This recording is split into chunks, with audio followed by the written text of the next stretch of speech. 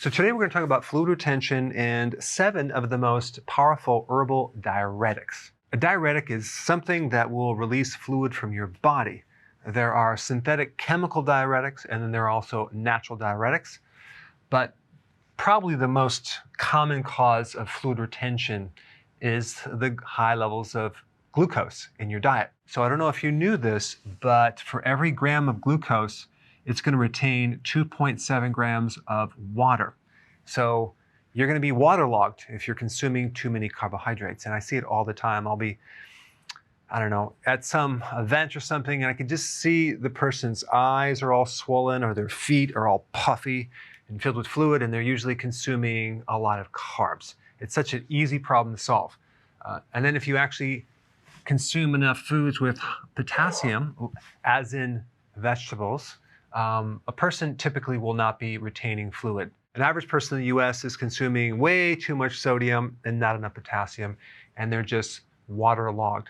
So the first thing we're going to talk about is dandelion. Okay, it's a weed that grows in your backyard, and it is super healthy for your liver. And the potency of the diuretic chemical in dandelion is concentrated in the greens, not necessarily the root. So I would recommend putting it on your salad. You can get it from the health food store or just go in your backyard.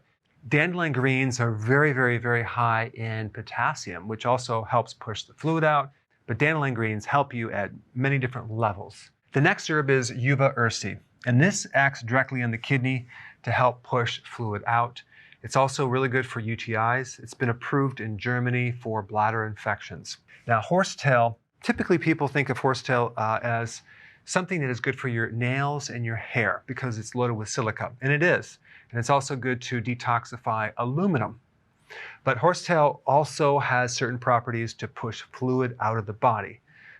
The only challenge with horsetail is it will tend to deplete vitamin B1. So if you're taking some formula with horsetail, just make sure you put the B complex back in there or nutritional yeast. Horsetail is also really good for children who have bedwetting. Next one is garlic. Garlic is a potent diuretic. It's also a very powerful antimicrobial, antifungal, anti-yeast, anti-candida, anti-inflammatory, antioxidant, and it has anti-cancer properties. Next one is black tea. Black tea gets rid of excess sodium. It releases sodium from the body, but not potassium. So therefore you can have the right ratios.